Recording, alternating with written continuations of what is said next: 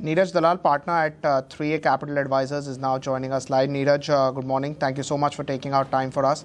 Could you just tell us about the market and the buying that you're seeing in the market? Do you think it's a DII-driven market where now some of the stocks which are even not reporting good earnings have started to see a move up because of lack of choices?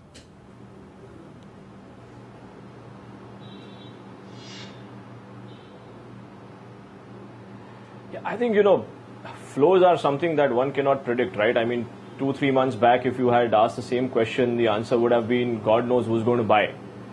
Clearly, in the last, 2.5 months, you've seen a strong DII buy flow. You've seen that they have put a significant amount of money in the face of selling by FII. So, to that extent, this is a DII-led rally, but I think, it's not about the DIIs or the FIIs. I think the fundamentals are just there for everyone to see, right? We've had so many negative events in the last 6 to 7 months, whether it is global, even at the local level, the demonetization was, some analysts went ahead and said that it's 100 bips on the growth rate, GDP, that will be shaved off and all of that. And the initial numbers that have come out, both macroeconomic and on the company front, have refuted that fear. So, clearly, I mean, there was just people were frozen in November and December, and suddenly in January, people who wake up and see, it's not as bad. So, what's the next best thing to do? You start buying shares, and what do you buy? What has not gone up already? What has gone up already are the good stocks. So what's left by default is stocks which have, I wouldn't call them, but they are second grade stocks. So yeah, I mean, there has been a rally there as well. So yeah, you're right in that sense. Right. In terms of FIIs, they have been continuously selling, and post that we've seen markets doing well. You pointed out about numbers, budget, which was decently on the positive side. Do you think FIIs will also get the left out feeling? Yeah. I am sure they are getting a left out feeling. I think what did happen there, Pankaj, is, sometime in September, October, there was a strong feeling that, there are alternative investment options available for FIIs, right? I mean, whether it was Brazil or whether it was even US for that matter, or, if you had even put money in, Europe anywhere, they pretty much, all markets hit new highs there. So a lot of the withdrawal, could also be stemming from the fact that, you need to chase growth, you need to chase momentum. Those were the markets that were making new highs, so you had to pull out money from India. India was a place where they were, to a certain extent, making money, so, it was a natural choice. The conditions in India didn't look very favorable at that point in time. Then we had demon, so all of it kind of, accelerated. But I think, the kind of performance we've had in the last, 45 days, I'm sure anybody who was not invested would have had a feeling of being left out. And, some of it is being manifested in the way some stocks are going up. It's just about, what we call the fear of being left out here. So, clearly. Right. As far as markets are concerned, if I would have spoken to you in the end of December and asked that in 2017, can Nifty give positive returns or markets as a whole can do well, you would have said, yes, chances are high. But now would you say similar things for the next 11 months? Right. I would think more so, yeah, more so. I mean, I am not a very good predictor of what the index as a whole will do, and I'm not sure that's something I'd like to do or be right at. But yes, directionally, I think the earnings have been resilient in the face of real challenges. If we have the Jan to March quarter come out better than what most people expect, I think then we are set, right? I mean, we have a lot of local events lined up here, so they could disrupt the market a little bit. But having said that, I think, if you look at the results that have come out up till now, they have been far better than what most people expected. And if Jan March is better or in line, then we are set for new highs and much higher markets as a whole. Right. In terms of the overall rates in the system or rates coming down, do you expect RBI to cut rates further? Or even if they don't, rates in the system are already down. So, it will not have a major impact on equity valuations.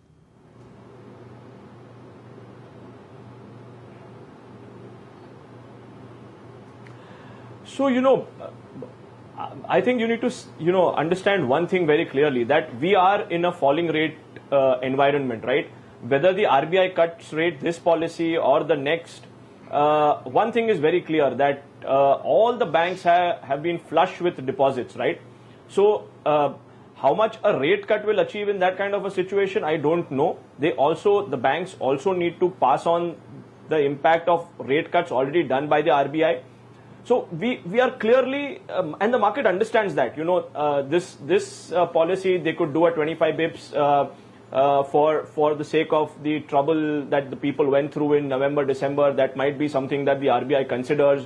There might be, there are a lot of considerations that are there in whether RBI will cut rates or not. The inflation side, which was very subdued till, let's say, October, you've seen that is slightly raising its head. So I'm not sure whether the RBI will cut rates this policy or the next, but I'm saying it doesn't matter. You are clearly seeing a situation where the banks are now aggressively cutting rates. They understand that there is a huge amount of deposits lying there. Credit growth is not happening. So this is a whole cycle, right? I mean, once companies like Larsen and Bale feel that they are confident of executing projects, they will ask for loans. When banks feel that these projects are viable, they will lend money. I think the system in some sense was frozen, and you are seeing, slowly and gradually that, the companies want to borrow, the banks want to lend, and there is going to be a middle ground, and you can't have GDP growth of 8% with credit growth of sub 9-10%. So my point has been over the last year, 12 months, and I have been wrong for maybe 8, 9, 10 months, that credit growth has to happen. There is no question answer in that. And for that, the rates will find a level where, the borrower makes money and the lender makes money. And I think we are halfway through that process. So, I mean, it's what I think. I mean, rates will come down, surely. Right. And how do you play that rate cycle? Do you think a lot of it is already played out with the private sector banks and outperformance?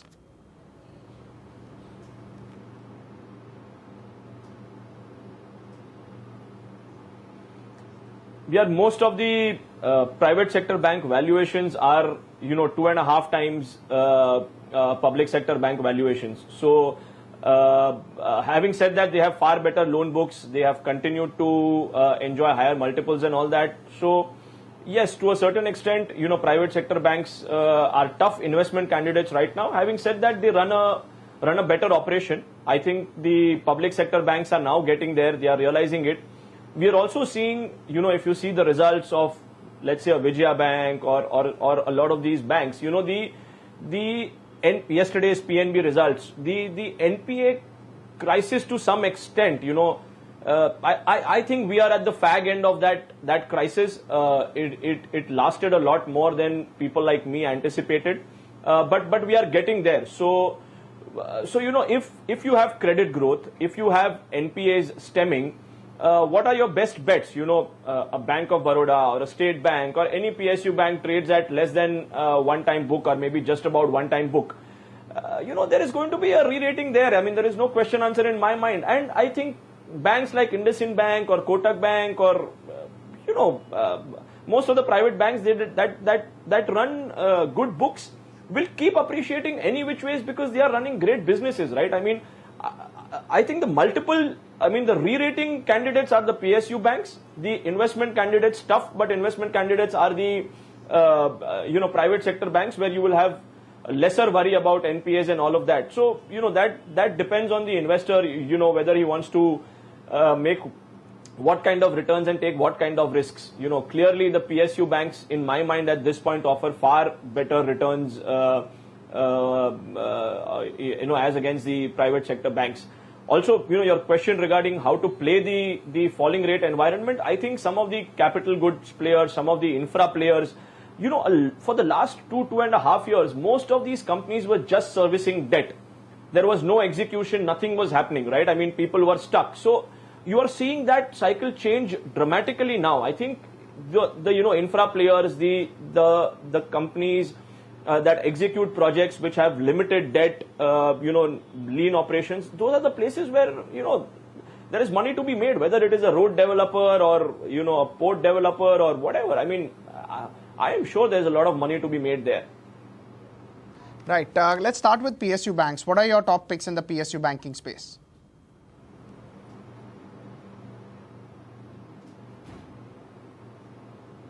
Yeah, my top picks for the last 18 months have been State Bank and Bank of Baroda in the large cap segment, and there are enough plays in the so to say medium segment or whatever, whether it's a Union Bank, Can Bank, and I have reiterated this again and again. It doesn't matter what my picks are. I think people need to understand, be clear about what suits their investing personality, right? I mean, I have patiently bought State Bank at $200, then I bought it at $150, then I'm buying at $175. I don't know if everybody can do that. I don't know if anybody wants to do that.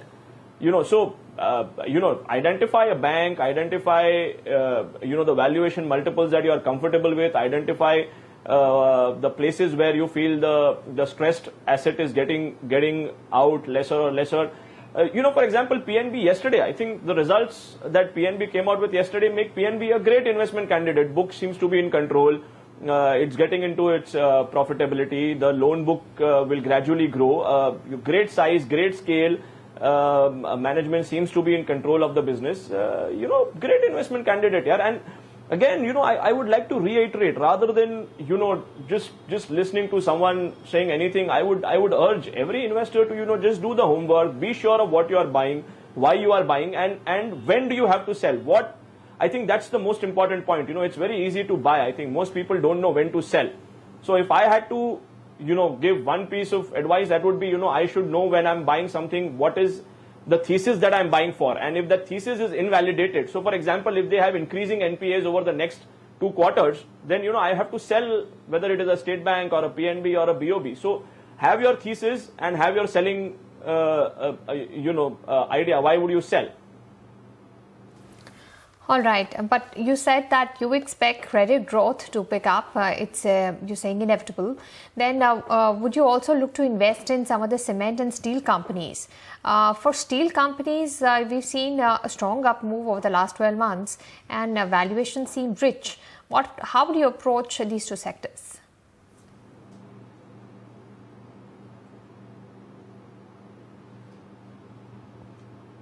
Here I have a limitation. I think both steel and cement are not sectors that I understand very well. So I can do the basic numbers there, and a couple of months back when everybody was talking about degrowth happening and stuff like that, if GDP grows at 8%, then the thumb rule is that cement companies have 1.5 times the growth, and likewise. So again, there you'll have to work. I think clearly infra space, going up would mean cement companies doing well. Housing space doing well would mean cement companies doing well. So, identify the valuation at which you are comfortable with in cement, and probably invest there. But nothing's going to happen there, in the next 2, 3, 6 months. I think it's a much larger time frame that people need to look at. So, it's 18 months, 24 months, will these companies return 30-35% compounded? I think they should. Most of the good companies should, in the cement as well as, infra space. On steel, again, it's a commodity, and commodity prices are tough to predict. Having said that, the commodity cycle has gone through a huge reversal. It's about a 7-8 year bearish cycle that has been reversed. So I don't see commodity prices going down in a hurry. And even if the prices remain here, like, in Tisco, for example, yesterday's call, even if the prices remain here, it will start making money. And that's great, right? I mean, Tisco made profits after 4 quarters. So, again, identify valuations, identify debt levels, servicing capabilities, and then, go ahead and invest. All right. So you would say that these are long-term bets. What about auto stocks? Auto stocks, riding on the consumption theme all of last year saw a very good rally, and they corrected from the lofty grounds. And soon enough, in this most recent rally, some auto companies are making new highs. See, Maruti Suzuki has made a new high. Now, what do you do for those investors who have not invested in this sector? How does one approach and buy? Is this a good time? What's your call on the auto space?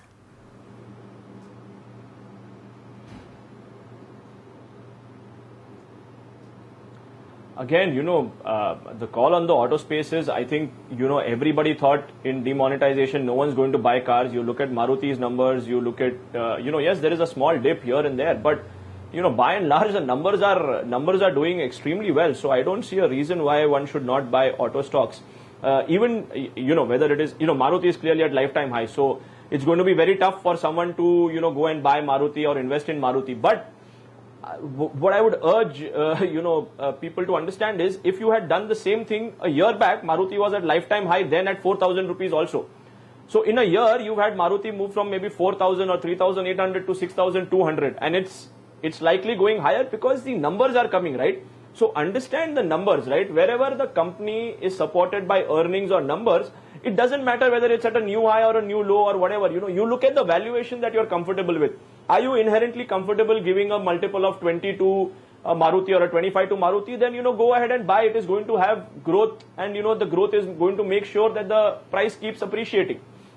On the other hand, one needs to understand that something like a telco, for example, has not done as well, and there are reasons why it is not doing well. So, whether it is the uncertainty about UK, Brexit, or now the border transaction tax, and which is why telco is available at a mouth-watering, valuation. So, understand the risk that you are taking buying telco and buying Maruti. Maruti is a straightforward GDP, India, domestic consumption, growth story, doing well.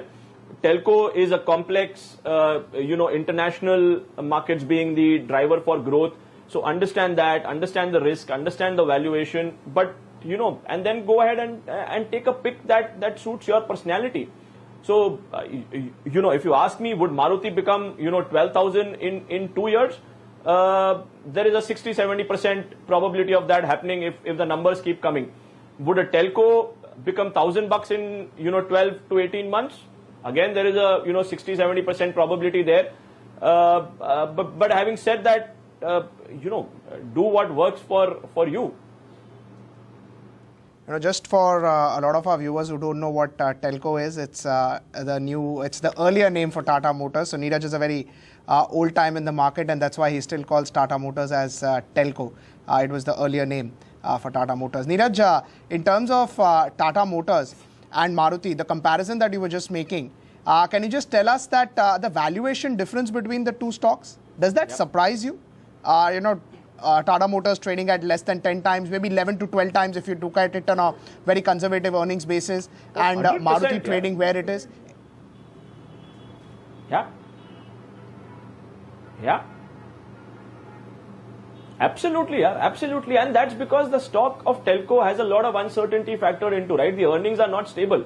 You see Maruti earnings, right? I mean, investors love stability, right? You have Maruti reporting same set of numbers, 15%, 17% growth in numbers quarter on quarter for the last maybe 7 to 8 quarters, and these demon numbers post demon also fantastic set of numbers, right? I mean, everybody expects something else, and Maruti goes ahead and delivers. So you get a huge premium for certainty, and investors love certainty. So when some company is able to show that kind of predictability, it's very easy to give it a multiple and say that the earnings are going to keep coming, so the multiple is this, so the price is going to be this.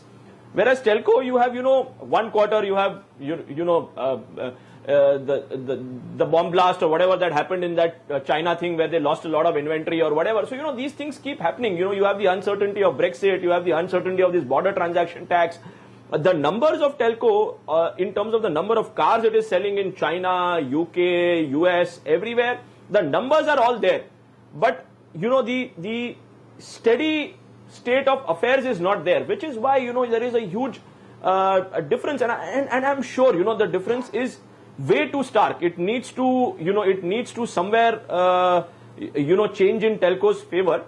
But I think once investors see that kind of stability coming into the numbers, I think telco should do well. But till then, you have to buy telco with the understanding that you're getting it cheap, but there are reasons why it is cheap as compared to other companies. Right. Can you just talk to us about Titan as well? It's up 8% right now. Did you look at the numbers? Did you look at Havells numbers or maybe Blue Star numbers? All of them now do deserve to trade at 30, 35 because of the certainty factor that you were talking?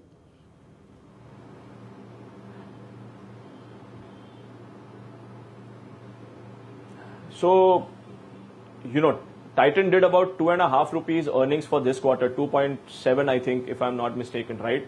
Even if you prorate that for, the next 4 quarters and it does, 10%, 15% growth on that earnings itself, you are talking of an EPS of anywhere between 13 to 15 rupees, right? I mean, it's 2.5 rupees. So if you just prorate that, it's 10 rupees quarterly, yearly, and then, 20%, 25% growth, you're talking of 12.5, 13 rupees, just broad, very broad numbers, right? So you're talking of a stock that's going to do 13 to 15%, 13 rupees to 15 rupees earnings in 2018. The stock is trading at about 430, 440, right? It's the largest player in its segment, great corporate management, a company that has survived multiple assaults on its business model, and every time the business model comes out stronger. So the demonetization, the whole thing, actually will work in favor of Titan because the organized sector is going to take the share from the unorganized sector, right? These things take time. But you can see the resilience of the business model, right? In the face of such tough external circumstances, the company keeps delivering results. So if it's able to do that, there is no reason why it will not get a higher multiple, right? Retail in general gets a higher multiple. I don't know if you've even looked at how DMart is getting on, right? The initial feelers are pricing is going to be at 300 rupees and the grey market premium is already 140, 150 bucks. At that price, DMart will trade at close to about 40-45 times FY19 numbers here. So I am sure. A Titan deserves valuations which are, 30-35 times. Sure, why not? Right. You spoke about DMart. DMart will, of course, come up with the IPO in Feb. I was just looking at the details of DMart. Is it quite surprising, the sort of SSG growth that the company has, the sort of ROEs that the company had, despite it not being an asset-light model? So they own most of the stores that they have. That's why it will get those valuations, 40, 42 times that you were just talking about?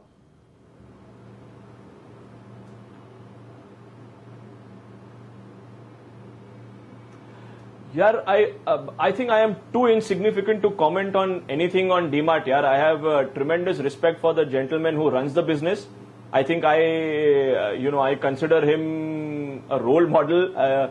To say anything on that company, I am too small. But the fact is, here is a guy who's gone out, who's created a behemoth right from scratch. Someone who's very well respected in the market, someone who understands the market. And now, he's virtually, the best retail business in town, right? You look at the numbers, they speak for themselves, right? It's just phenomenal, I think there is going to be a frenzy for this kind of a model where, I think, as they say, if you don't have debt, it's very difficult to go bankrupt, right? So, here's a company, here's a retail, lean, mean operation, having great size and scale, running at, I wouldn't say, median range margins, but, just going for scale and has achieved it, right? these are companies that keep growing, right? So how do you value whether the multiple is 40 or 45 or 50? Next year if it doubles its profits, then automatically the valuations look different, right? I mean, and I am sure knowing Radhakishan ji a little bit during my tenure at RARE, phenomenal guy, right? I mean, what are we even talking about? I mean, really, I think it's I just don't have any authority to, understand or give any multiple to that business. I will just own the stock, yeah. And that's what most people should do. Right. You said that you give us an example of how Maruti versus Tata Motors it's different. Now, for investors who have a long-term view, how does one make that investment? What is the checklist that you have? You said look at the earnings and then see how much risk you can take. But sometimes things are out of your control. Something that happens in the US could affect, a company like even Bharat Forge or you said Tata Motors. Demonetization comes out of the blue, and people with companies with good earnings suddenly get affected. So, what is your checklist for companies that people are looking at to invest in?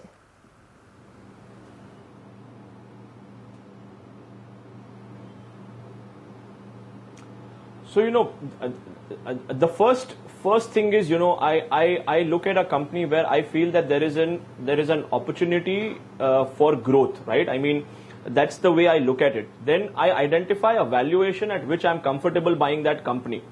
Now, just to give you an example, if, for example, demonetization happened and people thought that things were not going to be hunky-dory, and if I feel that at between 350 and 400 telco is a buy irrespective of the uncertainties involved with it, then I would buy at that point in time and then wait for the management to perform, right, or the company to perform. So identify those levels at which you are comfortable buying a company in adverse situations. So, all great companies will face difficulties. So Titan went from, maybe 360, 370 last quarter results to, about 290, 300 during the demon and all that. So one needs to understand that, here is a great retail franchise available at, maybe 20 times earnings. And Titan came out with a press release sometime in November end or December saying that the impact of demon is so and so or whatever, and that we've kind of managed it or stuff like that. So, that's when one needs to, really raise an antenna and say that, look, this is an opportunity to buy. And, if you had bought it then, you are up $100 on a 300 rupee stock. So, you made 33% in a month. I'm not saying you need to sell Titan now or whatever, but what I'm trying to say is that you need to identify the valuation at which you are comfortable buying a stock. And then, irrespective of the external circumstances, because that is already factored in the valuation that you've decided, right? Forget about what's happening. You will never be able to buy a stock otherwise. If you think at 300, oh God, maybe Titan is going to 250. Well, it can go to 250. Yeah, it's not about that. If your thesis is right and if you bought the stock at 300 and it goes to 250 and nothing has changed, then only two things you can do. One is you hold on to what you have. The second is you buy more. Most of us can't do the latter because you've already put money at 300. So the idea is to hold it at 300 and then wait for a quarter of results here. I mean, so the checklist would be, identify a company where you see the growth opportunity, where you see visibility of earnings for the next, sustainable period of time. You see a company where the management is transparent, where you're not worried about the credibility of the management. You look at the business per se. It is not a business which is stagnating or whatever. And then most importantly, you look at the valuations and then go ahead and buy. I mean, and then don't listen to too many people. Develop your own conviction. Just believe in yourself and say that I have done the homework, and no matter what anybody else says, this is what I believe. And at the same time, have an exit point that, yes, if this happens, then I have to exit. If Titan does not have growth, if Titan does not deliver the numbers, I have to sell dispassionately. You are buying for a thesis to play out. If that thesis does not play out, have an exit point. Otherwise, you never know when to sell. Right. What about safe bets, or what are viewed as safe bets? High valuations, but earnings that aren't stupendous, but the downside risk to earnings is also not much. Say FMCG or say maybe even the IT companies. IT companies says the business is changing, but who knows? Maybe the Indian companies can acquaint themselves to new changes and get a new profile, increase their consulting, and maybe the business then does improve. What do you do with these two sectors?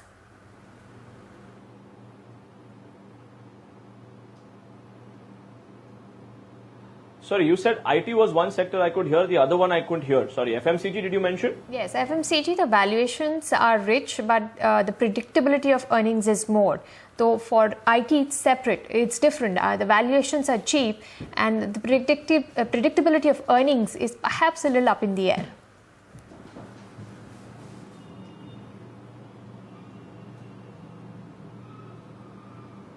So you've answered the question, right? If you are asking me specifically, I am far more comfortable buying IT at these levels than buying FMCG at these levels, where the valuations are very high. IT, the valuations are very low.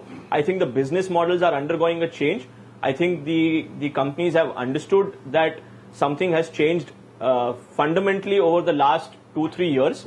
They are trying to adjust. Having said that, these are companies that are jewels for India, right? Whether it is an Infosys, TCS, HCL Tech, all of these companies have survived for so long and have thrived, right? So I would like to give the benefit of doubt to them that over the next 6-12 months they will remodel whatever needs to be changed in their business model, tinker with it, and make sure that they deliver returns to the shareholders. Again, great transparency in management, great track record of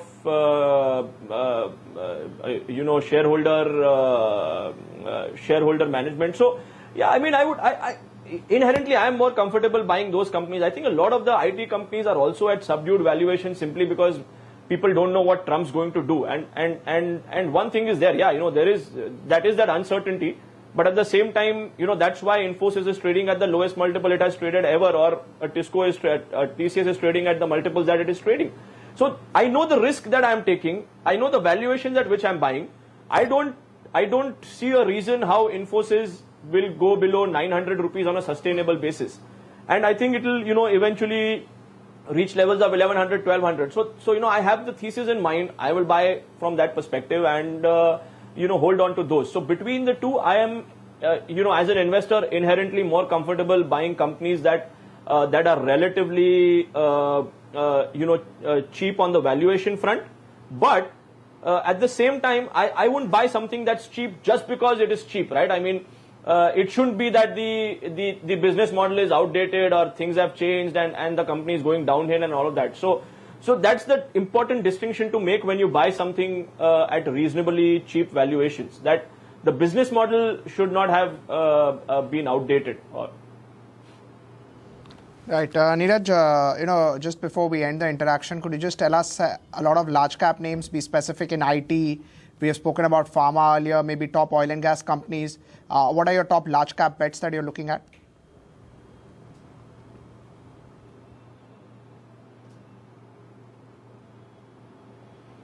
Yeah, so again, in banking, I told you SBI and Bob remain my top picks. In oil and gas, clearly Reliance has underperformed for a very long time now. Earnings are coming in. The telecom overhang should now get done with. Over the next 3 months, you're seeing the merger, the consolidation in that segment. I think sooner or later, the telecom companies will understand that there is no point fighting and losing money. They'd rather all make money. So Reliance is clearly the top pick in the oil and gas segment. I think the telecom overhang there will go away over the next 3 months. Pharma, there is just way too much value there in pharma. So whether it is Sun Pharma or a Dr. Reddy's or Aurobindo or Lupin or even Jubilant Life Sciences, I mean, they are all companies that I like. At various points in time, I have bought all of them. There are numbers in my mind where I'm comfortable buying them in terms of price, and I will buy them at those levels. Larsen Bell in the infra space, I think, are the other two companies that I am looking at very seriously. So yeah, I mean, those are the companies here. Niraj, thank you so much for taking out time for us. Always good to get in the perspective. A lot of the large cap names which Niraj mentioned, one can do their research according to him, predict a number and get a price in their mind and then buy on a bad day. That's what the strategy Niraj adopts.